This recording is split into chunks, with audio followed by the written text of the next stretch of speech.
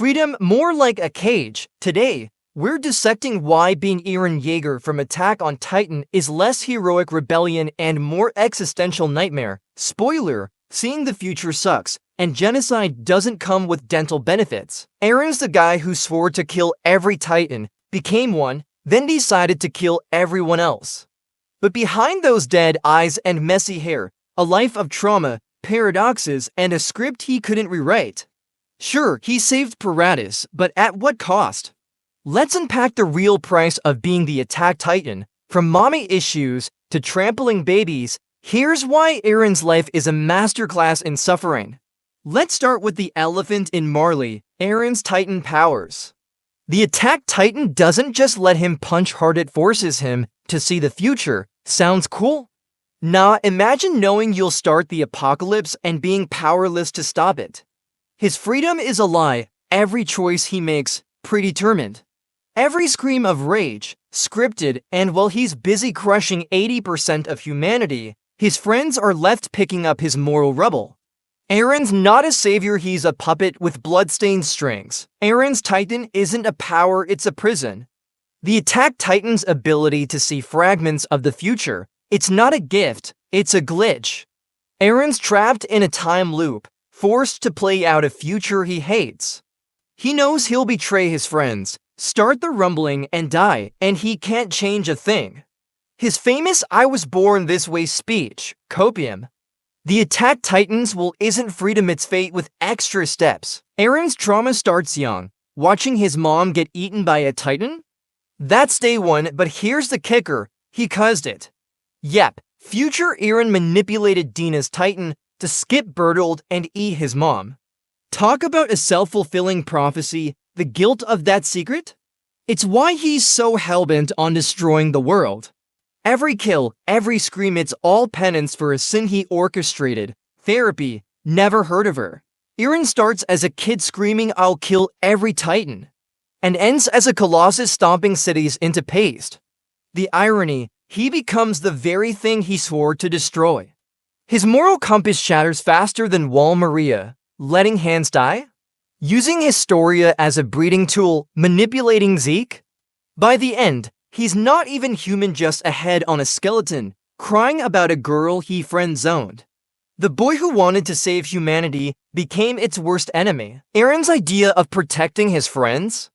Gaslighting them, yelling at Mikasa, and ghosting Armin, he pushes them away to save them, but really, he's just isolating himself. By the time he starts the rumbling, even Levi pities him. His final moments? Alone, begging Armin not to tell Mikasa he loved her. Spoiler, she still sniffed his decapitated head. Priorities, right? Transforming into a Titan isn't a party trick, it's agony. Every shift feels like hot wires tearing through his bones. And the lifespan? 13 years max. Eren's racing against a clock, and by the finale, he's literally decaying. His final form, a rotting centipede with a baby face. Titans don't get pensions, folks. Everyone looks to Eren for answers, but he's just as lost. The Survey Corps? They follow him blindly, even as he morphs into a genocidal maniac. When he defects, they're stuck cleaning up his mess. And let's not forget the Yeagerist fanatics who treat him like a god. Eren's not a leader, he's a martyr complex with legs. Eren's solution to racism, crushing the world under giant feet. The rumbling isn't a plan, it's a tantrum. He tramples millions, including kids, because he had to. But here's the kicker, it doesn't even work. Paratus gets bombed anyway. All that death, for nothing. Eren's legacy? A pile of rubble and a really awkward family reunion in the afterlife. Eren's Titan form isn't just physical, it eats his soul. By the end, he's a shell. His final conversation with Armin? He admits he's a slave to his own destiny.